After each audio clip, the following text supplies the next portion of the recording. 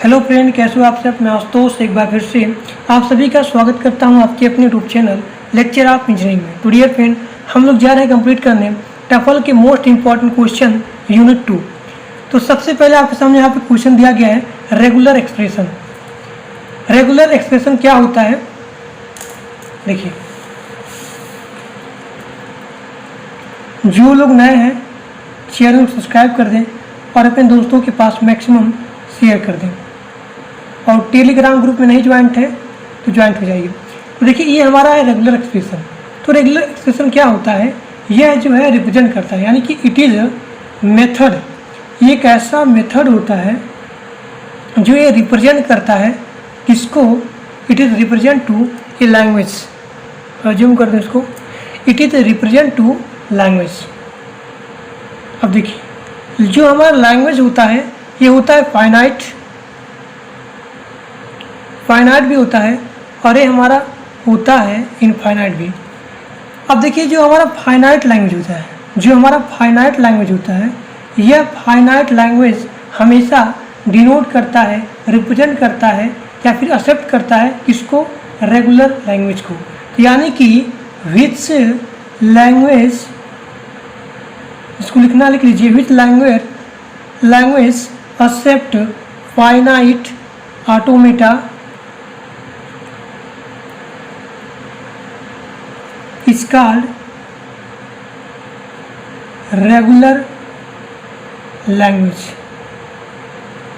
ऐसा लैंग्वेज यानी कि ऐसा लैंग्वेज जो यहाँ पे फाइनाइट ऑटोमेटा को क्या करे, एक्सेप्ट करे, उसे हम लोग बोलते हैं रेगुलर लैंग्वेज। यानी कि जो हमारा फाइनाइट ऑटोमेटा होता है ये हमेशा रेगुलर लैंग्वेज को क्या करता है, एक्सेप्ट करता है। ठीक, अब देखिए यहाँ पे रेगुलर एक्सप्रेशन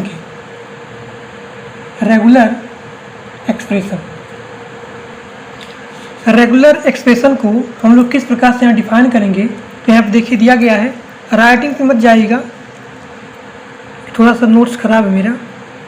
देखिए आप यहाँ सपोज करोगे कि जो हमारा आर है, आर क्या है, रेगुलर एक्सप्रेशन है ओवर अल्फ़ाबेट जो हमारा सिग्मा है। ठीक, क्या है, इफ आर इज, अब देखिए यहाँ दिया गया पहला पॉइंट, यहाँ दिया गया एप्सिलॉन, एप्सिलॉन या फिर लेम्डा, इन दोनों को यहाँ पे रिप्रेजेंट यहाँ पे हो सकता है एक ही साथ। यानी ये दोनों क्या हैं कि रेगुलर एक्सप्रेशन है, जिनको हम लोग यहाँ पे डिनोट कर रहे हैं किससे, एप्सिलॉन से। अब जहाँ मान लीजिए यहाँ पे ये आ गया, इसका मतलब क्या होता है, नल, मतलब कुछ भी नहीं है इसमें। इसका मतलब क्या हुआ कि आर इक्वल टू हमारा हो गया एप्सिलॉन, ये हो गया हमारा। अब जो हमारा यहाँ पे होगा लैंग्वेज क्या होगा हमारा, देखिए जो हमारा आर है ये क्या है, रेगुलर एक्सप्रेशन है। पहला पॉइंट क्या दिया गया कि हमारा जो एप्सिलॉन है एक रेगुलर एक्सप्रेशन है। तो हमारा आर इक्वल टू यहाँ डिनोट करेंगे आप लोग कैसे, आर इक्वल टू क्या हमारा एप्सिलॉन। अब यहाँ पे लैंग्वेज लिखेंगे, यहाँ दिया गया है डिनोटिंग दी सेट एप्सिलॉन, यानी जो हमारा लैंग्वेज है regular language equal to epsilon.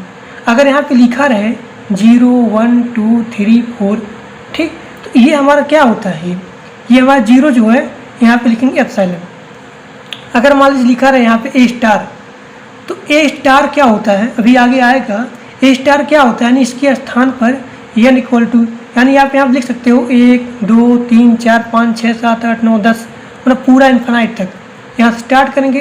तो यानी कि स्टार के स्थान क्या आएगा, 1 2 3 4 5 इन्फिनाइट तक। अगर यहाँ पे 0 है 1 है 2 है 3 है, तो यहाँ पे क्या होगा, ये एप्सिलॉन होगा।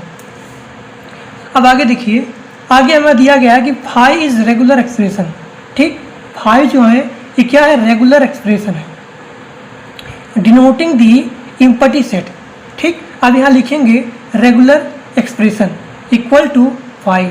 ये हमारा हो गया लैंग्वेज।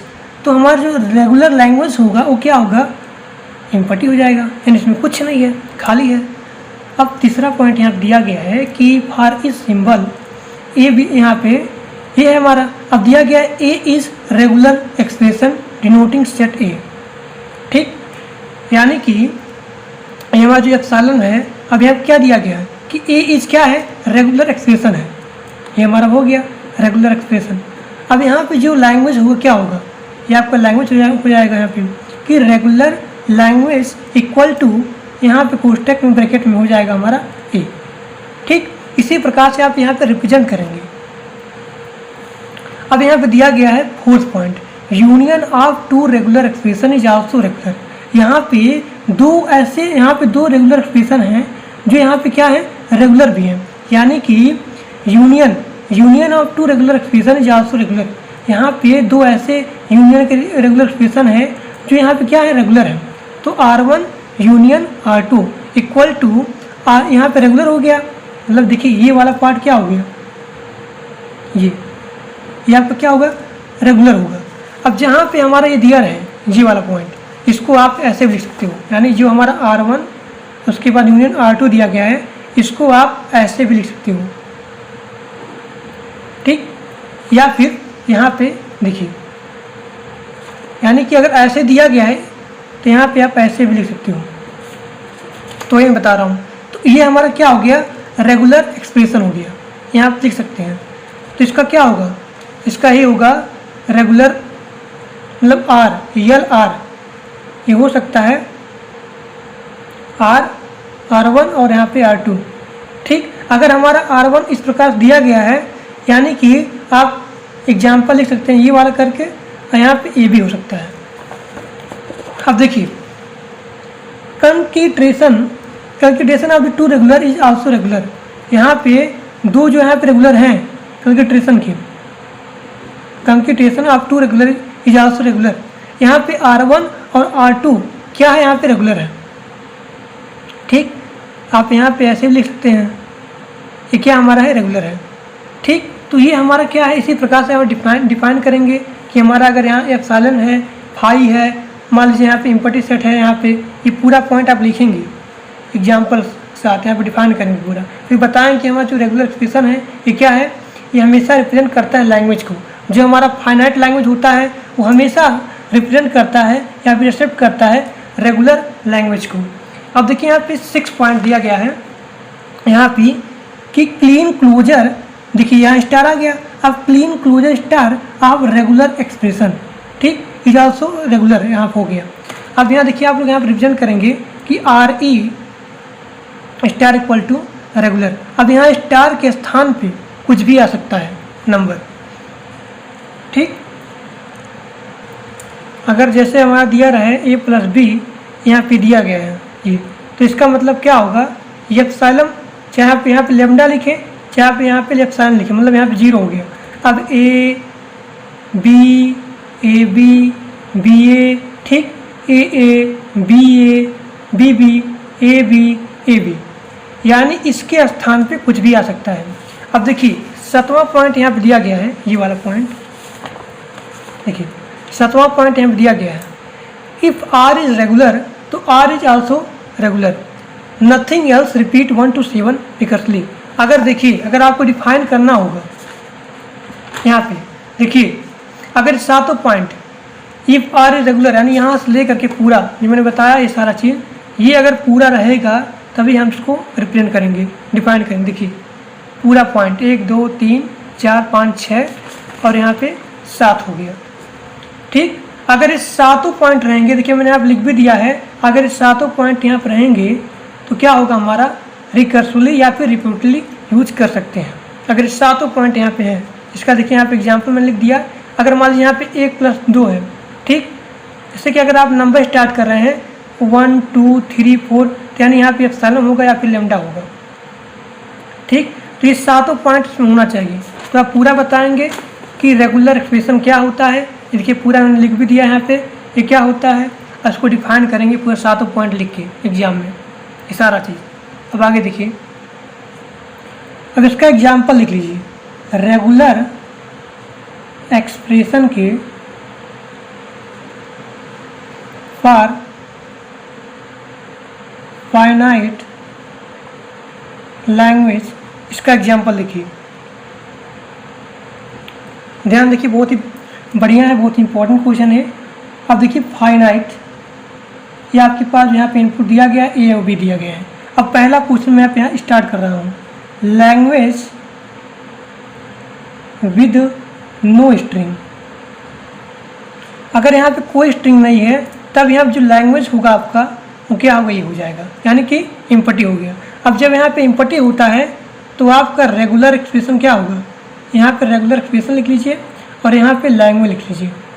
ठीक, अब देखिए कोई स्ट्रिंग नहीं है, मतलब यहाँ पे लैंग्वेज खाली कुछ नहीं है। अब कुछ नहीं है तो यहाँ पे रेगुलर एक्सप्रेशन क्या हो जाएगा, 5 हो जाएगा। दूसरा एग्जाम्पल, लैंग्वेज विद लेंथ 0। अब यहाँ देखिए 0 यहाँ पे है तो इसका मतलब क्या होगा, यहाँ तो खाली हो जाएगा। अब यहाँ पे जो रेगुलर एक्सप्रेशन होगा वो क्या होगा, ये एप्सिलॉन होगा, या फिर आप यहाँ पे नोट कर सकते हो लैम्डा। ये बात अच्छी तरीके से समझ में आई कि नहीं आई? अगर यहाँ पे 0 है तो आप ये बनाओगे, कुछ भी नहीं है तो 5 बनाओगे, मतलब इम्पटी हो जाएगी। अब तीसरा पॉइंट ये होता है कि लेंथ कितना यहाँ पे है, 1 है। अब जब यहाँ पे लेंथ 1 है तो आप लिखेंगे कि ए हुआ बी हुआ, ये तो आप कहोगे लेंथ ए बी। अगर लेंथ 2 होता है तो ए ए बी बी, इस टाइप का। अब यहाँ पे लेंथ ए है, मतलब यहाँ पे लेंथ 1 है। अब यहाँ पे लेंथ 1 है तो यहाँ पे लैंग्वेज क्या होगा, ए बी होगा। रेगुलर एक्सप्रेशन क्या होगा वो देख लीजिए, ए प्लस बी। अब फोर्थ एग्जाम्पल, अगर मान लीजिए लेंथ यहाँ पे क्या है, लेंथ यहाँ पे 2 है, लैंग्वेज विथ लेंथ 2। अब देखिए अब यहाँ पे 2 है, तब यहाँ पे यानी कि ए प्लस बी और ए प्लस बी क्या होगा, ए होगा, ए बी होगा, फिर यहाँ देखिए ए बी, फिर बी ए, फिर यहाँ पे बी बी। अभी हमारा क्या हो गया, लैंग्वेज हो गया, यानी A B B A B B. अब यहाँ पे रेगुलर एक्सप्रेशन क्या होगा, रेगुलर एक्सप्रेशन हमारा होगा ए प्लस बी, यानी पूरा आप लोग यहाँ पे करेंगे तो यही आएगा। देखिए ये वाला पूरा पॉइंट है ना, ये मैं पहले बता दूँ, ये आपका आएगा रेगुलर एक्सप्रेशन। कैसे आएगा, सारा यहाँ पे आप यहाँ पे ऐड करोगे ये टोटल चीज़, क्योंकि यहाँ पे 2 है। अब देखिए क्या होगा, यहाँ पे ए ये सारा चीज़, जहाँ पे कामा है तहाँ पे प्लस, फिर यहाँ ए बी, फिर यहाँ प्लस, फिर यहाँ बी ए, फिर उसके बाद बी बी। अब पूरा इसको यहाँ पे करेंगे तो आ जाएगा हमारा ए प्लस बी। यहाँ पे ए करेंगे तो ए प्लस बी, यहाँ पे क्या हुआ, बी हुआ तो ए प्लस बी। देखिए कॉमन ए प्लस बी, हमारा ए प्लस बी, तो ही हमारा ये हो जाएगा रेगुलर एक्सप्रेशन। ठीक, फिफ्थ एग्जाम्पल यहाँ पे दिया गया है कि मान लीजिए लेंथ हमारा दिया गया है लैंग्वेज विद लेंथ 3, तो क्या होगा हमारा लेंथ, तो हमारा लैंग्वेज क्या होगा। अब देखिए अब यहाँ पे 3 है तो यानी A B A B B A, ये हमारा हो गया लैंग्वेज। अब रेगुलर एक्सप्रेशन क्या होगा, ये देखिए ए प्लस बी ए प्लस बी। 6 एग्जाम्पल,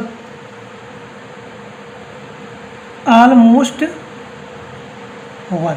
अब यहाँ पे देखिए अगर दिया गया है लैंग्वेज विथ ऑलमोस्ट 1, अब यहाँ पे 1 दिया गया है, यानी कम से कम यहाँ पे 1 होना चाहिए, यानी यहाँ पे 0 भी होगा, यहाँ पे 1 भी होगा। इसका मतलब होगा अब यहाँ पे अगर 0 है तो मतलब क्या होगा, हमारा एप्सिलॉन होगा, यानी हमारा जो लैंग्वेज वो क्या होगा, एप्सिलॉन। देखिए चाहे आप यहाँ पे एप्सिलॉन लिखो, चाहे आप यहाँ पे लैम्डा लिखो। यहाँ पे क्वेश्चन देखिए ध्यान से, यहाँ पे दिया गया है ऑलमोस्ट 1, यानी कम से कम यहाँ पे 1 होना चाहिए, यानी जब यहाँ पे 1 होगा तो 0 से स्टार्ट होगा, 0 1। ठीक, अब देखिए 0 1 होगा तो ये हमारा क्या होता है, एप्सिलॉन होता है, यानी हमारा लैंग्वेज जो होगा ये एप्सिलॉन होगा। ठीक, अब देखिए 1 के लिए आपने क्या देखा, अगर हमारा लेंथ 1 है तो लैंग्वेज क्या होगा, यहाँ पे ए बी होगा, ए बी। अब इसका रेगुलर एक्सप्रेशन क्या हो जाएगा, बस जहाँ कामा आपका है ये आप वहीं पे लगा दीजिए प्लस कामा प्लस बी, तो ये हमारा हो गया रेगुलर एक्सप्रेशन हो गया। अब देखिए 7वां यहाँ पे दिया गया है कि ऑलमोस्ट 2 दिया गया है, तो यहाँ पे क्या हो जाएगा, तुरंत ये बना लीजिए ए प्लस बी, इसी का ए प्लस बी, ये हमारा क्या हो गया, रेगुलर एक्सप्रेशन हो गया। यानी यही चीज़ ये 2 बार दिया गया है तो हो जाएगा हमारा। कैसे होगा यहाँ आप देख सकते हैं, ये वाला चीज़ 2 होगा तो 0 1 2। ठीक, अब यहाँ पे देखिए 0 क्या हुआ, 0 के एप्सिलॉन हो गया, 1 का क्या हुआ, 1 का यहाँ पे ए बी हो गया, 2 का क्या हुआ, 2 का आप ये वाला लिख सकते हैं, तो हमारा ये वाला आ जाएगा पूरा। ठीक, तो ये आपका एग्जाम्पल है regular expression for finite language. Finite language के जो हमारा रेगुलर एक्सप्रेशन है, यहाँ पे इसका एग्जाम्पल मैंने पूरा बता दिया बढ़िया से। रेगुलर एक्सप्रेशन क्या हुआ, कैसे आप लोग इसको डिफाइन करोगे, पूरा का पूरा खत्म हो गया। अब देखिए यहाँ पे अगला एग्जाम्पल है कि regular expression for infinite language. अब देखिए जहाँ पे हमारा स्टार होता है, ये एस्ट्रिक, यहाँ पे स्टार होता है, इसके स्थान पर देखिए यहाँ पे लिख भी दिया है कि इसकी जगह पे 0 1 2 3 4 5 6 7 1 1000 500, ये पूरा मतलब इनफाइनाइट तक यहाँ पे आप यहाँ पे पुट कर सकते हो। अब देखिए, अब इसका एग्जाम्पल लिख लीजिए, इनफाइनाइट लैंग्वेज की एग्जाम्पल। पहला क्वेश्चन यहाँ पे दिया गया है कि all string having a single B. अब यहाँ पे जब सिंगल बी होगा तब इसका रेगुलर एक्सप्रेशन क्या होगा। देखिए यहाँ पे दिया गया है इसका रेगुलर एक्सप्रेशन, ये आपका क्वेश्चन है, आपका आंसर भी दिया गया है। अब देखिए अगर आप लोग ये नहीं समझ आएगा कि यहाँ पे कैसे लिखा गया है, ए एस्ट्रिक यहाँ बी फिर इसके बाद ए स्टार, इसका मतलब ये हुआ कि कम से कम आपको यहाँ पे एक सिंगल बी आना चाहिए। अब देखिए यहाँ पे ये होगा, बहुत ही आसान है। अब इसके स्थान पे आप कुछ भी रखो, मान लीजिए आप यहाँ पे 1 रखोगे, यानी कम से कम यहाँ बी आ जाएगा। अगर यहाँ पे 0 रख दोगे यानी ए ख़त्म, बी भी ख़त्म। इसका मतलब क्या हुआ कि यहाँ बी बचा। अगर यही चीज़ मान लीजिए आपको नहीं समझ में आया कि आप यहाँ पे ए लगाएं फिर बी एस्ट्रिक ऐसे कर दें, ऐसे कर दें, तो अगर आप यहाँ पे एस्ट्रिक के स्थान यानी कि यहाँ पे स्टार के स्थान पर अगर आप 0 रखोगे तो बी तो चला जाएगा, ख़त्म हो जाएगा। तो इसीलिए आप यहाँ बी के ऊपर स्टार नहीं लगाएंगे। आप यहाँ पे कुछ भी कर सकते हो लेकिन इस पर कुछ भी नहीं करेंगे आप। तो ये आपका हो जाएगा आंसर। यहाँ पे यानी कि कम से कम एक आ गया बी, तो वही दिया गया है कि all string having a single B, यानी कि इसमें कम से कम एक बी होना चाहिए, आप यहाँ पे लिख देंगे। अब देखिए दूसरा क्वेश्चन दिया गया है कि all string having at least 1 B, यानी कम से कम एक बी आपका होना चाहिए, कम से कम। आप तुरंत ही आप नोट करोगे, बहुत ही आसान है ये। बी कुछ भी लिखो यहाँ पे। अब जैसे कि यहाँ आपने 0 रख दिया, पूरा ख़त्म हो गया, लेकिन तब भी यहाँ बी आ गया। लेकिन अगर यही चीज़ आप यहाँ पर रखोगे तो अगर मान लीजिए इसके स्थान पे आपने 0 लिया, पूरा ख़त्म हो जाएगा, कोई मतलब नहीं बनता है। अब अगला क्वेश्चन देखिए, तो इसका आंसर क्या होगा, ये हो जाएगा। तीसरा यहाँ पे एग्जाम्पल दिया गया है कि ऑल स्ट्रिंग हैविंग, यहाँ पे दिया गया 4 बार बी एज सब स्ट्रिंग। अब यहाँ पे 4 बार स्ट्रिंग यहाँ पे होना चाहिए, सेम चीज़ वही लगा दो, ए प्लस बी यहाँ पे स्टार, फिर यहाँ ए प्लस बी स्टार। ये आपका मान लीजिए यहाँ कोई 0 भी रखता है तब भी कोई दिक्कत नहीं होगा, ये मान लीजिए ख़त्म हो जाएगा, भी ख़त्म हो जाएगा, लेकिन ये बचेगा। All string end with the A B. अब ऐसा आपको स्ट्रिंग बनाना है जो यहाँ पे इंड हो रहा है ए बी से, बहुत ही आसान तरीका। आगे आप कुछ भी रखो, देखो यहाँ पे कुछ भी रख रहे हैं लेकिन लास्ट में आपका यहाँ पे ए बी आना चाहिए। देखिए ए बी, यानी कि ए प्लस बी यहाँ पे स्टार ए बी। अब इसके स्थान पे आप 0 रखोगे, ये ख़त्म हो जाएगा यहाँ पे, लेकिन ये बचेगा ना ये, यानी कि इसके लास्ट में यानी इंड में हमारा बी ए बी आ जाएगा। क्वेश्चन नंबर 5 दिया गया है all string start with the B A, यानी आपको एक ऐसा यहाँ पे स्ट्रिंग बनाना है जो यहाँ पे स्टार्टिंग हो रही बी ए से। बहुत ही आसान तरीका, बी ए यहाँ पे लिखें, ए प्लस बी यहाँ पे देखिए ये वाला ऊपर यहाँ पे करिए एस्ट्रिक, अब ये आपका आ जाएगा। यानी यहाँ पे आपको नहीं लगाना एस्ट्रिक, यहाँ पे स्टार यहाँ लगाना उसके बाद में, क्योंकि आपको यहाँ पे स्टार्टिंग दिया गया है ना कि आपको स्टार्ट होना चाहिए बी ए से। अब अगला देखिए ऑल स्ट्रिंग बिगनिंग, यहाँ पे एक आपको ऐसा बनाना है स्ट्रिंग जो यहाँ पे स्टार्ट हो रही है और यहाँ पे एंड भी हो रही है ए से, यानी आपका स्टार्ट भी होगा और आपका एंड भी होगा। वहाँ स्टार यहाँ पे स्टार्ट किससे हो रहा है, ए से, एंड किससे हो रहा है, बी यहाँ पे ए से, यानी दोनों से आपका ए से स्टार्ट भी होगा और ए से आपका एंड भी होगा। यानी कि इसको ऐसे बंद करो, इसको आगे देखो, ये आपका इसके ऊपर लगा दो स्टार, बस ख़त्म। अब देखिए आगे 7 ऑल स्ट्रिंग कंटेनिंग ए, यानी कि कम वहाँ पे ए आपका शामिल होना चाहिए ए।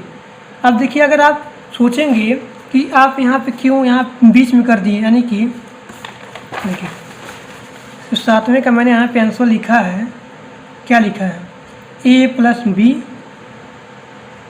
ए प्लस बी। तो कुछ लोग यहाँ पे कहेंगे कि अगर हमको यहाँ पे शामिल होना चाहिए कंटेनिंग ए, तो क्यों ना मैं इसको आगे लिख दूँ, मतलब ऐसे भी लिख सकता हूँ ना, ऐसे भी यहाँ पे लिख सकता हूँ, मतलब जो यहाँ पे ऊपर वाला दिया गया था ये चीज़, तो ये मतलब नहीं है। अगर आप यहाँ पे इसको आगे लिखोगे तो इसका मतलब ये हो जाएगा कि आपका स्टार्टिंग हो रहा है ए से, तो यहाँ पे क्वेश्चन दिया गया कि आपको कंटेनिंग चाहिए, मतलब एक शामिल होना चाहिए, यानी इसको बीच में कर दो। तो अगर आप बीच में रहेगा तो इसका ये भी मतलब नहीं होगा कि स्टार्ट हो रहा है कि एंड हो रहा है। अगर ये आगे हो जाएगा तब यहाँ पे क्वेश्चन ही हो जाएगा कि starting with A and ending with D, तो इस टाइप का हो जाएगा। तो इसीलिए आपको यहाँ पे इसको बीच में करना है। अब ए प्लस बी आपको यहाँ लगाना, ए प्लस बी इधर, इसको बीच में कर देना है। All string starting and ending with different symbol. अब इसका मतलब क्या हुआ, यहाँ देखिए क्वेश्चन दिया गया ना कि all string starting and and with different symbol, यानी कि आपका जो आगे स्टार्ट हो रहा है एंडिंग कहाँ से होगा, इधर देखिए ए प्लस बी, यहाँ देखिए बी हो गया। अब यहाँ अगर यहाँ से ए हुआ स्टार्ट, तो आपका जो एंडिंग होगा ये डिफरेंट है, ये बोला गया ना क्वेश्चन कि all string starting and and with the different symbol. अब यहाँ बी से स्टार्ट किया, ए प्लस बी, एंडिंग यहाँ पे ए हो गया, यानी यहाँ पे डिफरेंट है। तो ये आपका एग्जाम्पल हो गया regular expression for the infinite language. अब यहाँ पे अगला क्वेश्चन है कि आर्डन थ्योरम क्या होता है, इसका प्रूफ क्या होगा। तो चलिए बताने जा रहा हूँ कि आर्डन थ्योरम क्या होता है, इसका प्रूफ कैसे होगा। देखिए यहाँ पे लिखिए आर्डन थ्योरम, बहुत इंपॉर्टेंट है। अब देखिए लेट करना है, लेट पी एंड क्यू, ध्यान से लिखिए P and Q be two regular expression if P does not contains null string, then क्या होगा कि R equal to Q plus R P. ठीक, ये हमारा क्या है, हैज यूनिक सॉल्यूशन। जूम कर दे रहा हूँ थोड़ा सा, देखिए ये हमारा हो गया।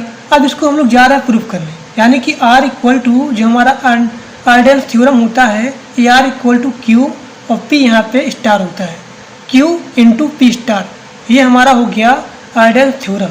अब यहाँ पे जा रहे हैं हम लोग प्रूफ करने, प्रूफ यानी इसका प्रूफ करने जा रहे हैं। अब देखिए यहाँ क्या होता है, R equal to Q plus R P, ये हमारा क्या होगा, यूनिक सॉल्यूशन। ठीक, अब देखिए R equal to Q plus R का यहाँ वैल्यू क्या है, ये पुट कर दीजिए Q प्लस आर पी, ये हुआ।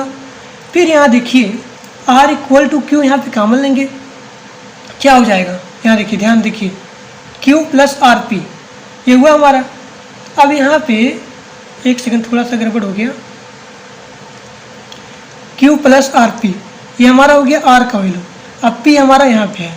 ठीक, अब देखिए Q प्लस यहाँ पे क्यू पी, फिर इसका देखिए आर पी स्क्वायर। ठीक, अब फिर यहाँ पे आर का वैल्यू आप यहाँ पुट करेंगे, यानी n टाइम्स तक यहाँ पे आप आर का वैल्यू, देखिए आप क्या हुआ, R equal to Q plus R P हो गया। अब यहाँ पे आर का वैल्यू पुट करोगे, यहाँ पे देखिए ये पुट हुआ आर प्लस आर पी, यहाँ पे पी है ही, अब इसका मल्टीप्लाई कर दो, Q P R P square हो गया। यानी कि अब यहाँ पे जो आर का वैल्यू है यहाँ पे आप बार बार यहाँ पुट करोगे, तब यहाँ पे क्या होगा कि R equal to Q plus Q P plus R P, यहाँ पे R और P स्क्वायर। ठीक, ये हुआ। अब आपको ये लाना है, आपको यहाँ पे Q plus Q P square Q P 4, इस प्रकार से आपका यहाँ पे बनता चला जाएगा। जब यहाँ पे R का वैल्यू बार बार यहाँ पुट करोगे n टाइम्स तक, तब ये आपका वैल्यू आएगा।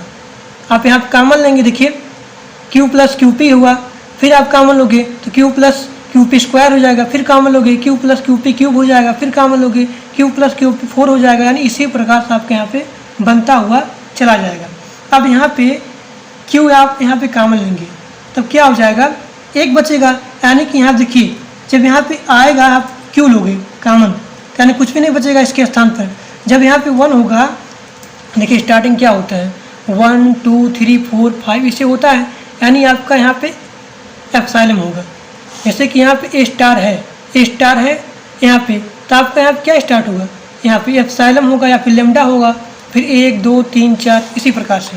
यानी जब यहाँ पे कॉमन लोगे तब सबसे पहले स्टार्ट होगा एप्सिलॉन, फिर plus P square P cube, इसी प्रकार से। अब यहाँ आप जैसे कि जानते हैं कि यहाँ पे ए स्टार इक्वल टू क्या होता है एप्सिलॉन, ठीक, ए स्क्वायर ए क्यूब ए पावर 4 इसी प्रकार से। अब जब यहाँ पे ये होगा तो यहाँ पे पी दिया गया है, बार बार यहाँ पी आ रहा है। देखिए इसका मतलब क्या हुआ, इसका मतलब यहाँ पे ये हुआ कि यहाँ पे पी स्टार है, तभी तो यहाँ पे ई आ रहा है, एप्सिलॉन आ रहा है, पी आ रहा है, पी स्क्वायर आ रहा है। यानी कि इसके स्थान पे क्या हो जाएगा आर इक्वल टू क्यू और पी स्टार। तो ये आपका हो गया एडम्स का प्रूफ, ठीक। देखिए ये पूरा बढ़िया तरीके से आप लिखोगे ये वाला। अब यही चीज़ आर का वैल्यू यहाँ पुट करोगे, ये वाला चीज़ अब पूरा बढ़िया से आप देखिए पुट हुआ, पी का मल्टीप्लाई करेंगे, ये मल्टीप्लाई हो गया। अब यहाँ पे बार बार आप यहाँ पे आर का वैल्यू पुट करोगे, तो यानी क्यू प्लस क्यू पी का क्यू पी स्क्वायर इसी प्रकार बना चला जाएगा। अब यहाँ पे क्यू आप यहाँ पे कॉमन लोगे तो ये बनेगा, अब इसके स्थान पे पी स्टार रखोगे तो ये हमारा आ जाएगा। तो this is proof of the Arden's theorem. अब आगे देखिए, यहाँ पे मैं आपको क्वेश्चन भी कराऊंगा, क्योंकि मैंने बताया था कि क्या होता है इसका थ्योरम, क्या होता है इसको प्रूफ करिए। और इसी पे आपको एक क्वेश्चन करना है कि find regular expression of the finite automata using Arden's theorem, ठीक। अब देखिए वही मैं जा रहा हूँ यहाँ पे करने क्वेश्चन। अब यहाँ पे क्वेश्चन दिया गया है find regular expression of finite automata using Arden's theorem. अभी आपके सामने डायग्राम बना हुआ होगा। अब देखिए अब जा रहे हैं सॉल्व करने, इसको कैसे सॉल्व करेंगे। देखिए ये हमारा जो Q1 है क्या है, फाइनल स्टेट है। अब Q1 पे हम लोग कैसे पहुँचेंगे, Q1 पहुँचने के लिए यहाँ देखिए अगर हम लोग यहाँ पे A रेड करते हैं, यानी Q1 पे अगर हम लोग A रेड करेंगे तो पहुँच जाएंगे Q1 पे A। अब उसके बाद यहाँ देखिए यहाँ पहुँचने के लिए Q3 पे अगर हम लोग यहाँ पे A रेड करते हैं तो पहुँच जाएंगे Q1 पे, यानी Q3 पे A रेड करेंगे। अब ये हमारा हो गया एप्सिलॉन। अब मैंने यहाँ पे एप्सिलॉन इसलिए लिखा क्योंकि जो हमारा Q1 है ये क्या है, इनिशियल स्टेट है, स्टार्टिंग स्टेट है, इसलिए मैंने यहाँ पे एप्सिलॉन लिखा। ये हमारा हो गया इक्वेशन नंबर 1। ध्यान देखिए बहुत इंपॉर्टेंट है और बहुत बार एग्जाम में आता हुआ है, मतलब आता है। अब यहाँ देखिए Q2, अब यहाँ पे देखिए कैसे पहुँचेंगे यहाँ पे। अब Q1 पे हम लोग यहाँ B रीड करेंगे, Q1 पे B रीड करेंगे तो पहुँच जाएंगे Q2 पे। अब देखिए Q3 पे अगर हम लोग यहाँ पे B रीड करेंगे Q1 पे, देखिए Q1 यहाँ पे गया। अब Q2 पे अगर B रीड करेंगे तब पहुँच जाएंगे B पे, Q2 पे। अब Q3 पे B रीड करेंगे तो पहुँच जाएंगे Q2 पे, Q3 पे B रीड करेंगे पहुँच जाएंगे Q2 पे। ये हमारा हो गया इक्वेशन नंबर दूसरा। अब Q3 पे देख लीजिए, Q3 पे क्या हुआ, यहाँ पे कोई ऑप्शन नहीं है, केवल यहाँ पे एक ही ऑप्शन है कि अगर Q2 पे अगर आप यहाँ पे क्या हुआ एक रेड करेंगे A, तो जैसे आप यहाँ पे A रेड करोगे तो आप पहुँच जाओगे Q3 पे, यानी कि Q2 पे आप यहाँ पे A रेड करोगे। तो ये हमारा हो गया इक्वेशन नंबर 3। अब देखिए यहाँ पे जो हमारा इक्वेशन नंबर 3 है, यानी कि Q3 का जो वैल्यू है यहाँ पुट कर दीजिए, तो क्या होगा, यानी वैल्यू ऑफ, या फिर इक्वेशन नंबर 3 कर लीजिए, equation of 3 put in the equation 2। तो Q2 equal to Q1 B plus Q2 B plus यहाँ Q2A और B हो गया। अब देखिए Q2 equal to Q1 B plus Q2 B, यहाँ पे प्लस इसके बाद यहाँ देखिए ध्यान से Q2A हो गया हमारा, और उसके बाद Q2A यहाँ B हो गया, Q2AB। अब Q2 equal to Q1 B plus Q2, यहाँ एक ही बार दूसरा लिखिएगा क्या, Q2 इक्वल टू देखिए ध्यान से यहाँ पे हुआ ये हुआ। आप यहाँ पे Q3 का यहाँ पे वैल्यू रखे। अब देखिए Q2 यहाँ पे कॉमन लेंगे, Q2 मैंने वही 2 बार लिख दिया।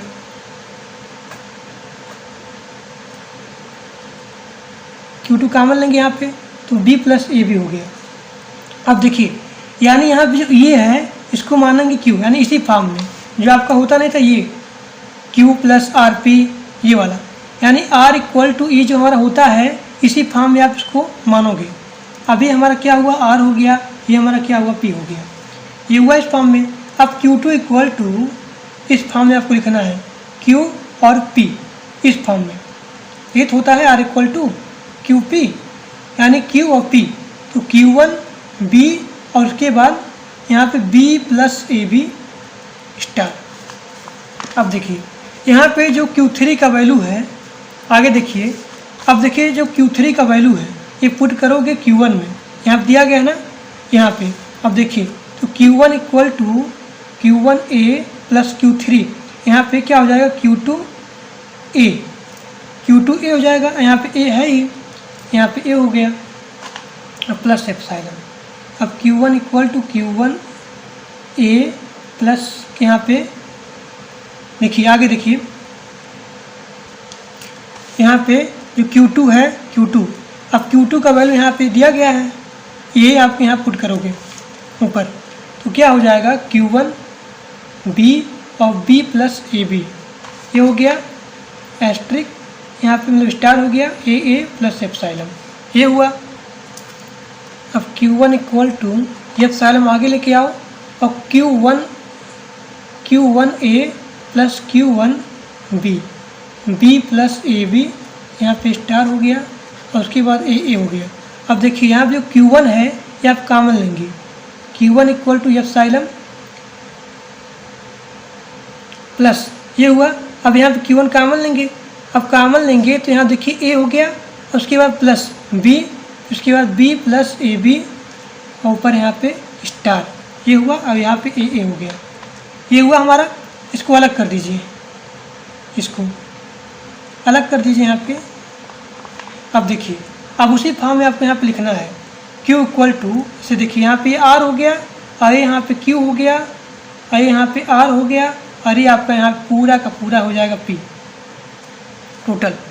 अब क्या होगा यहाँ पे Q1 इक्वल टू E और उसके बाद A plus B plus A B asterisk A, ठीक, ये पूरा मान लीजिए आप लोग, क्योंकि इसको इसी फॉर्म लिखना है Q plus P। R equal to क्या होता है Q स्टार होता है, तो हमारा Q हो गया और ये पूरा हमारा P हो गया, तो यही मैंने लिखा यहाँ ऊपर लगा दिया इसको।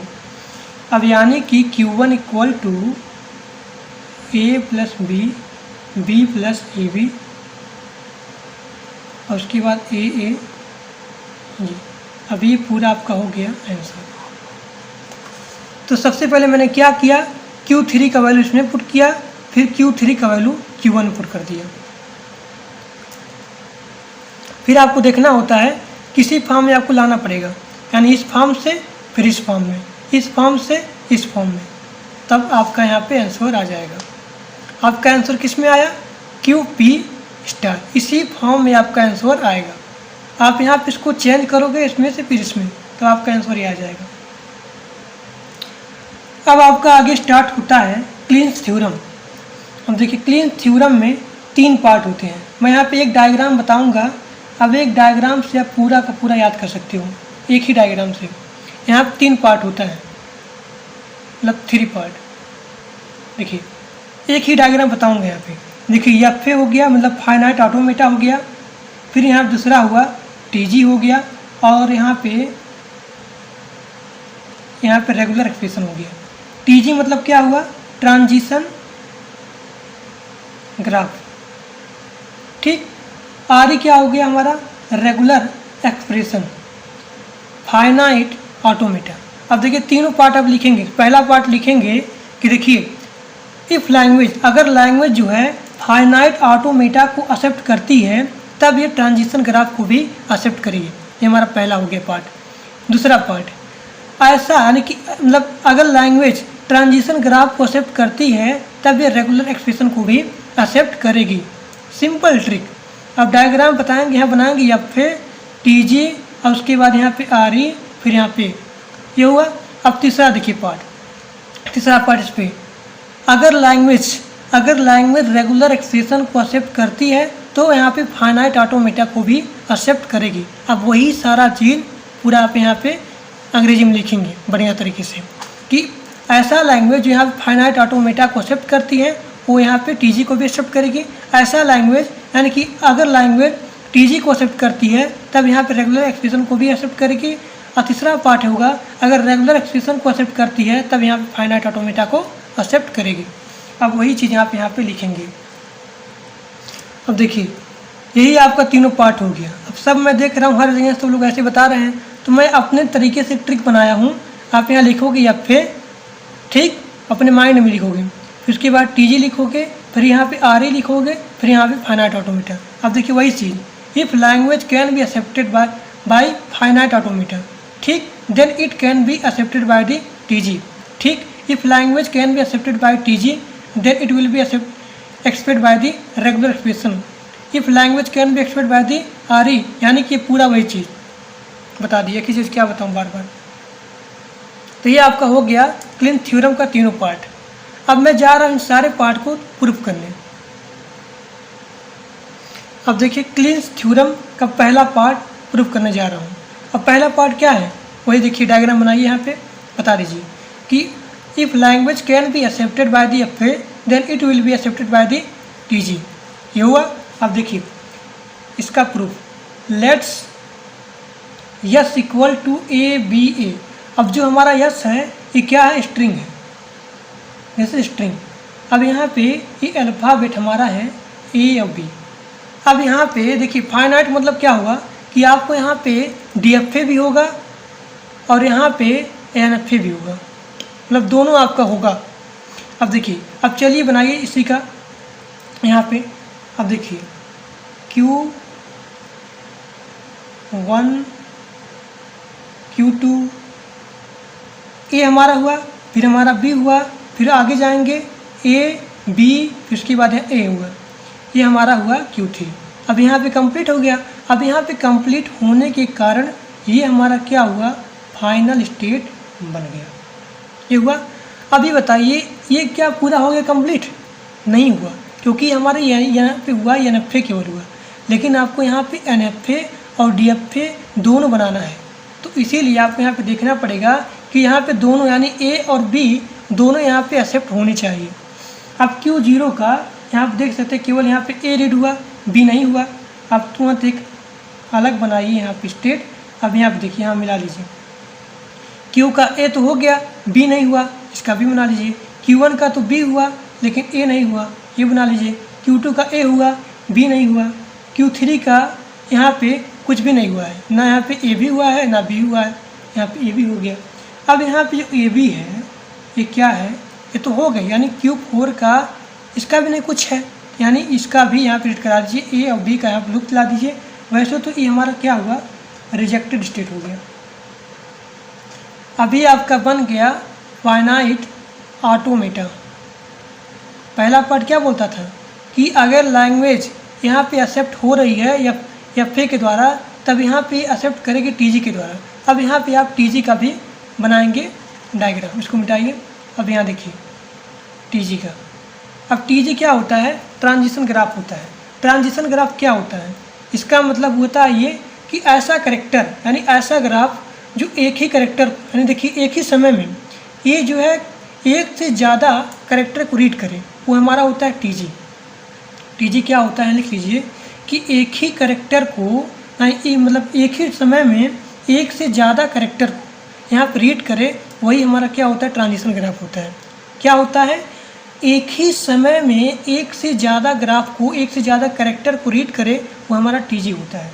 अब देखिए Q0 ये हमारा क्या हुआ, ए बी ए, यानी कि देखिए यहाँ पे हो गया रीड ना, एक से ज़्यादा, यानी कि टीजी क्या हुआ, एक से ज़्यादा कैरेक्टर को रीड करती एक ही समय में, वही हमारा होता है टीजी। अभी हमारा हो गया proof of the first part of the clean theorem. अब आगे देखिए, अब यहाँ पे है Kleene theorem proof part number 3।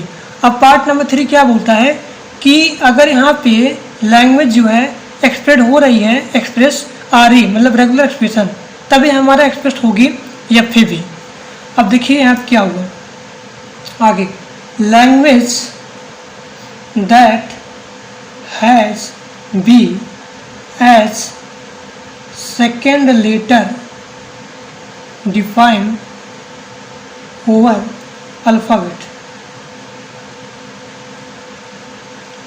बहुत ही बढ़िया है, मैं एक ही वीडियो में पूरा बता दे रहा हूँ ताकि इधर उधर आपको भागना ना पड़े कि इधर ये भी खोजा जाए वो भी खोजा जाए, मैं पूरा ख़त्म कर दे रहा हूँ जो इम्पॉर्टेंट है।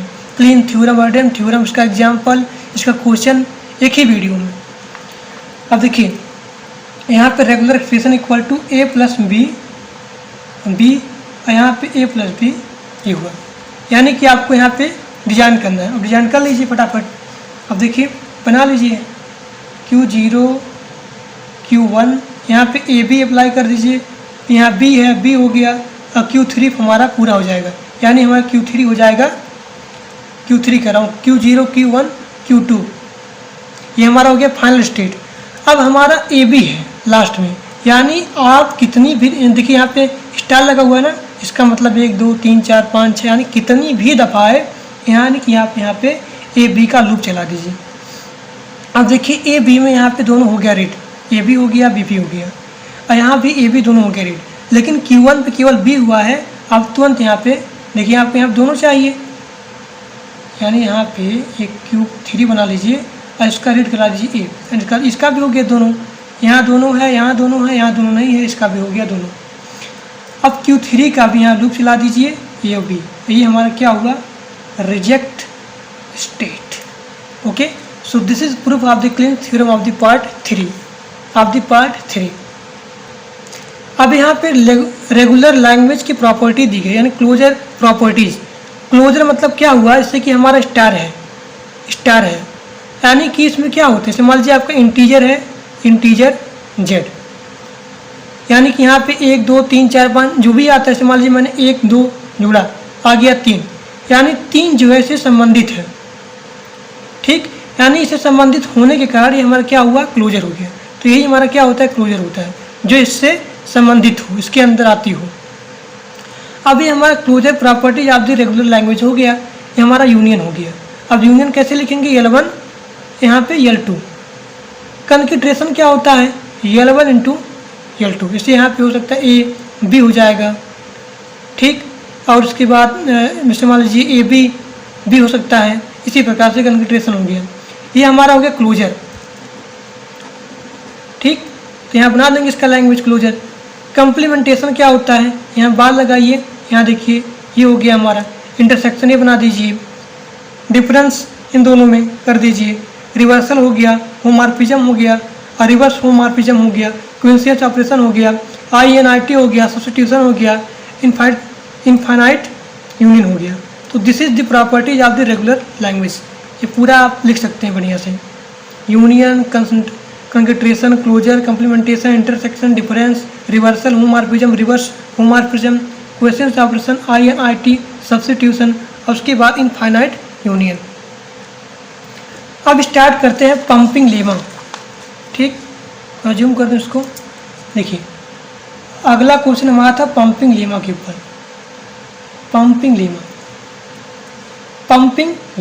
अब देखिए पंपिंग लेमा का यूज हम लोग क्यों करते हैं, why we use pumping lemma. देखिए हमारा जो लैंग्वेज है ये रेगुलर है कि नहीं, it is regular or not, यानी कि रेगुलर है या फिर नहीं है, इसी को चेक करने के लिए हम लोग इसको पंपिंग लेमा का प्रयोग करते हैं। तो पंपिंग लेमा एक मेथड है जिसे चेक किया जाता है कि लैंग्वेज रेगुलर है या फिर नहीं। So this is the method of the pumping lemma and so we use this method. अब जैसे कि आप लोग जानते हैं जो हमारा लैंग्वेज होता है, लैंग्वेज एक होता है फाइनाइट होता है, एक हमारा होता है फाइनाइट, इनफाइनाइट। अभी मैंने जो बोला है उसको आप लोग एग्जाम में लिख सकते हैं, उसका एप्लीकेशन, किसका उपयोग हम लोग क्यों करते हैं, इसका उपयोग इसलिए करते हैं यहाँ पे जानने के लिए कि लैंग्वेज हमारा रेगुलर है या फिर नहीं है। अब ये 2 प्रकार का होता है, एक हमारा फाइनाइट हो गया, एक हमारा हो गया इनफाइनाइट। तो फाइनाइट मतलब क्या हुआ, इसका मतलब यही हुआ कि हमेशा ये रेगुलर होता है, यानी कि जो हमारा फाइनाइट होता है ये हमेशा रेगुलर होता है, रेगुलर लैंग्वेज। यहाँ पे इनफाइनाइट नहीं होता है, यानी कि इसका प्रयोग हमेशा इसमें किया जाता है, इसको जांच करने के लिए। अब देखिए एक बात और होता है कि पंपिंग लेमा जो होता है, पंपिंग लेमा यहाँ पे हमेशा चेक करता है नेगेटिव स्टेट को, नेगेटिव टेस्ट को। इसका मतलब ये हुआ कि अगर लैंग्वेज जो है, लैंग्वेज यहाँ पे पंपिंग टेस्ट हुआ, पंपिंग लेमा टेस्ट ये हुआ, अभी मान लीजिए पास हो गया, पास हुआ, यानी कि ये रेगुलर जो है जो मिला हमको, ये हम डिसाइड नहीं कर सकते हैं कि ये रेगुलर है या फिर नहीं, यानी कि दिस इज़ अनडिसाइडेबल।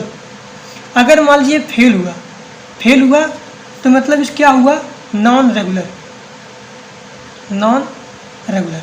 अब नॉन रेगुलर हुआ तो हम जान गए दिस इज इनफाइनाइट, ठीक, यानी कि दिस इज डिसाइडेबल, ये हमारा डिसाइडेबल नहीं होता है। अगर पास हुआ तो जो रेगुलर हुआ इसे हम नहीं बता सकते कि ये रेगुलर है या फिर नहीं है, ठीक। इसीलिए हम लोग यहाँ पे पंपिंग लेमा का टेस्ट होता है नेगेटिव, हमेशा नेगेटिव केस में, फेल। अब देखिए पंपिंग लेमा को किस प्रकार से यहाँ पे डिफाइन किया जाता है। If L is a infinite language then there exist some positive integer N, pumping length हमारे है, such that any string W belong करता है यल में, has length greater than equal to N, फिर हमारा W is greater than N equal to N, then W can be divided into 3 part. अब यहाँ पे डब्ल्यू होगी 3 पार्ट में डिवाइड होगा, एक्स में होगा, वाई में होगा, जेड होगा। अब यहाँ पे 3 कंडीशन दिया गया है। पहला हमारा क्या है कि हमारा जो इंटीजर है ये क्या होगा, ग्रेटर होगा और इक्वल होगा किसके, 0 के। अब यहाँ देख सकते हैं कि एक्स वाई की पावर आई है, उसके बाद जेड है, ये बिलोंग किस में करेगा, यल में, ठीक। ये आपका होना चाहिए। अगर हमारा जो है पहला ये हमारा आई अगर जो है अगर ग्रेटर है इक्वल है 0 तभी हमारा होगा ये चीज़, मतलब रेगुलर होगा। अगर ये नहीं होगा तब हमारा क्या होगा, नॉन रेगुलर होगा। अगर मतलब मान लीजिए ऐसे हो गया इधर, तो ये आपका कंडीशन फॉलो होना चाहिए रेगुलर होने के लिए। दूसरा ये हमारा ये होता है, ये हुआ, और तीसरा हमारा ये हो गया। यहाँ 3 केस होता है। अब इसका एग्जाम्पल देख लीजिए। पंपिंग लेमा को टेस्ट करने के लिए यहाँ पे स्टेप दिए गए हैं। यहाँ पे 7 स्टेप होते हैं, 7 स्टेप। पहला स्टेप ये हो गया कि जब आप इसको सॉल्व करोगे तो मानोगे कि हमारा जो लैंग्वेज है ये क्या है, रेगुलर है। दूसरी बात, if the language is regular then we can make finite automata. अगर हमारा लैंग्वेज जो है क्या है, रेगुलर है, तब यहाँ पे हम लोग फाइनाइट ऑटोमेटा को बना सकते हैं। फिर आप सपोज करोगे कि फाइनाइट ऑटोमेटा के पास 8 स्टेट है, मतलब आप कुछ भी मान सकते हैं यहाँ पे, 10 भी, 20 भी, कुछ भी, लेकिन आप यहाँ पे 8 मानिए, ज़्यादा बेहतर होगा। Take word of length greater than the state. फिर आप यहाँ पे जो वर्ड आप लेंगे ये 8 से ज़्यादा लेंगे, अभी आपको समझ में आएगा जिसका क्वेश्चन देखेंगे। अभी आप स्टेप देख लीजिए ध्यान से। Divide word into 3 part. अब जो आपका ये वर्ड बनाएंगे जो आपका 8 से ज़्यादा होगा, मान लीजिए आप 5 यहाँ पर लेंगे तो 5 से ज़्यादा होगा, 4 लेंगे तो 4 से ज़्यादा होना चाहिए। अगला स्टेप, अब इन वर्ड को आप 3 पार्ट में बांटोगे, एक्स वाई जेड, ठीक, 3 पार्ट में एक्स वाई जेड। अब देखिए, अब यहाँ पे मेक श्योर दैट लेंथ हमारा जो एक्स प्लस वाई है, इन दोनों को ये हमारा क्या हुआ, ये लेस देन होगा और इक्वल होगा एन के, ठीक। X and Z can be null. यहाँ पे जो एक्स है और जो यहाँ पे जेड है ये नल हो सकती है, but Y can not be null. लेकिन यहाँ पे जो वाई होगी, देखिए यहाँ पे एक्स और जेड ये तो हो सकती है नल। यहाँ पे जो आपका एक्स वाई जेड है, यहाँ पे एक्स और जेड ये तो आपकी नल हो सकती है। मैंने क्या बताया था कि एक्स पावर आई, फिर यहाँ पे मतलब आई होगा, यहाँ जेड होगा, ये तो बताया था पहला स्टेप आपको। देखिए ये चीज़, ये तो यहाँ पे एक्स और जेड हो सकता है नल, लेकिन वाई नहीं होगा null. X and Z can be null but Y can not be null. अब वाई इक्वल टू क्या होगा, Y is greater than and equal to 1। Y जो है ये 1 से ज़्यादा होगा या फिर 1 से बराबर हो सकता है। Then will decide language is regular, तब हम लोग यहाँ पे डिसाइड करेंगे कि लैंग्वेज रेगुलर है या फिर नहीं। अब यहाँ पे देखिए पहला क्वेश्चन दिया गया, देखिए प्रूफ करना है कि the language regular for all the string ending with the BAB, कि आपका यहाँ पे BAB से एंड हो रहा है स्ट्रिंग। अब आपके पास यहाँ पे अल्फ़ाबेट दिया गया A और B। अब पहला स्टेप और दूसरा स्टेप क्या आप मानेंगे कि अगर सपोज करोगे कि लैंग्वेज हमारा रेगुलर है, तब यहाँ पे आप फाइनाइट ऑटोमेटा को बना सकते हो। फिर स्टेप नंबर तीसरा उठाओगे कि स्टेप नंबर 3 में क्या है, n = 8 है। अब चौथों में आप लोगे कि हमारा 8 से ज़्यादा वर्ड होना चाहिए। आप यहाँ पे वर्ड मान लीजिए, देखिए A B B A B A, इसके बाद लास्ट में हमारा ये होना चाहिए BAB। देखिए 1 2 3 4 5 6 7 8 9 10, यानी 8 से ज़्यादा वर्ड है। अब इन तीनों जो आपका वर्ड दिया गया है, इन पूरे वर्ड को आप 3 पार्ट में डिवाइड करोगे, X में, Y में, Z में। अब जो ये आपका ये हो गया, ये वाला पार्ट देखिए इधर वाला, मतलब ये आपका Z हो गया, और उसके बाद ये आपका Y हो गया, ये आपका A हो गया। देखिए divide the word into 3 part. 3 part, X = 4, Y = 3 and Z = 3। देखिए अभी आपका ये हो गया A B B, Y = A B A, ठीक, Z = B A B। मतलब जो आप यहाँ पे माने थे वही चीज़ को आप यहाँ पे डिवाइड कर दीजिए। आप पीछे ही तो माने थे कि 8 से ज़्यादा वर्ड आपको लेना है, ये आपका वर्ड हो गया। अब देखिए आप क्या होगा आपको कि इन पार्ट को आप यहाँ पे 3 पार्ट, यानी कि जो आपका वर्ड है इस वर्ड को आपको 3 पार्ट में डिवाइड करना है, X Y Z में। अब देखिए Z = 3, ठीक, मैंने क्या बोला था कि जो हमारा Y होगा ग्रेटर होगा या फिर इक्वल होगा। अब देखिए ये आपका Z हो गया, ये BAB जी यहाँ पे Z हो गया, और यहाँ पे AB आपका Y हो गया, और उसके बाद आपका AABB ये बचा, ये आपका क्या हुआ, X हो गया। अब इस X Y Z, इसका मतलब ये हुआ कि आपका यहाँ पे पंपिंग हो गया, Y का पंपिंग हो गया। अब यहाँ पे Y दो बार आ गया, ठीक, यानी X का वैल्यू ये हो गया, Y का वैल्यू 2 बार, यानी इसका ABA था, ABA, फिर यहाँ पे ABA 2 बार हो गया। अब यहाँ पे देख सकते हैं BAB आपका लास्ट में है। चूँकि यहाँ पे BAB लास्ट में है, इसलिए हमारा जो लैंग्वेज है, जो हमारा स्ट्रिंग में लैंग्वेज दिया गया है, ये क्या हमारा रेगुलर है। यहाँ देख सकते हैं कि hence string language L, hence L is a regular language, इसीलिए ये हमारा जो लैंग्वेज दिया गया है ये क्या है, रेगुलर है। ठीक, अब आगे देखिए। अब यहाँ पे अगला क्वेश्चन दिया गया है कि आपको यहाँ प्रूफ करना है कि लैंग्वेज जो है नॉन रेगुलर है। ठीक, यहाँ पे दिया गया A की पावर n B की पावर n ओवर यहाँ पे अल्फ़ाबेट इक्वल टू दिया गया A और B। अब देखिए our language can be L. अब देखिए आप यहाँ पे सबसे कम मानेंगे स्टेट, यानी जो आपका होगा, जैसे आप यहाँ मान सकते हैं A की पावर 5 और B की पावर 5। ये जब आप यहाँ पे मानोगे तब क्या होगा, ये देखिए सबसे मिनिमम स्टेट AB, फिर AABB, फिर उसके बाद AAABBB, उसके बाद AAA 4 बार, 1 2 3 4, फिर उसके बाद यहाँ पे ये हुआ।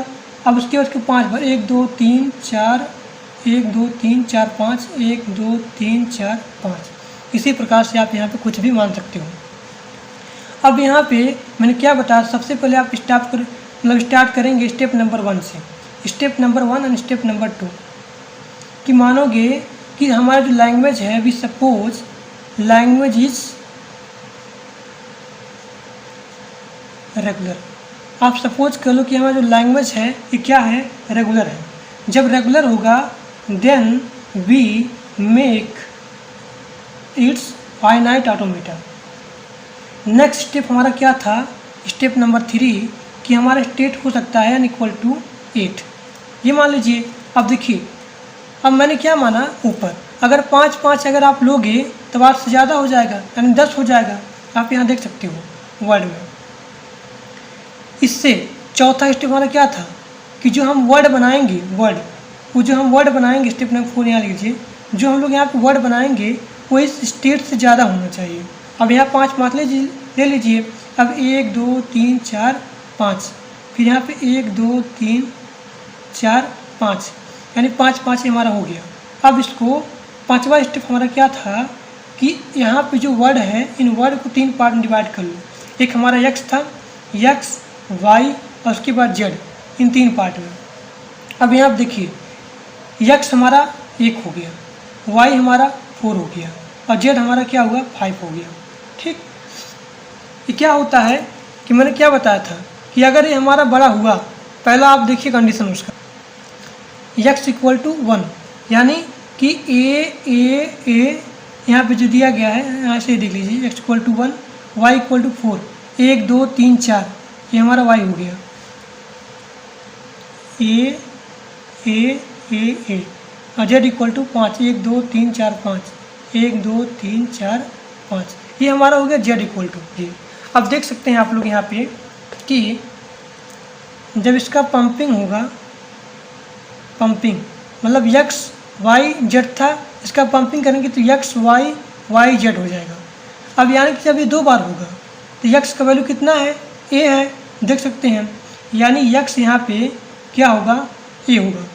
देखिए a, अब ये 2 बार हो जाएगा, 1 2 3 4, 1 2 3 4, 1 2 3 4 5, ये तो सेम ही रहेगा, ये भी सेम ही रहेगा, ये 2 बार हो जाएगा y y, यानी कि a = हमारा हो गया 9, 1 2 3 4 5 6 7 8 9, 9 हो गया। अब b = क्या हुआ, यहाँ पे केवल 5 है। अब यहाँ पे देख सकते हैं कि ये दोनों में डिफरेंस आ गया, एक तो हमारा a 9 टाइम्स है और b हमारा क्या है 5 टाइम्स है। अब यहाँ पे क्या था कि b a = यहाँ पे n था, यानी b = यानी दोनों बराबर था। अब यहाँ पे दोनों बराबर नहीं है, इसलिए जो हमारा लैंग्वेज है ये क्या है, नॉन रेगुलर है। अब यहाँ पर लिखोगे आप लोग hence string does not belong to language L, hence L is non regular language. तो आपका यूनिट 2 पूरा का पूरा कंप्लीट हो गया, ये देख सकते हैं, यूनिट 2 का पूरा कंप्लीट हो गया, इंपॉर्टेंट क्वेश्चन। तो आज के लिए बस इतना ही। Thank for watching my video. अगर वीडियो मेहनत अच्छा लगा तो लाइक करिए, सब्सक्राइब करिए और अपने दोस्तों के पास शेयर भी कर दीजिए। जो लोग टेलीग्राम ग्रुप में नहीं ज्वाइंट हैं उसका लिंक दिया गया है, जाइए ज्वाइन हो जाइए। Thank you.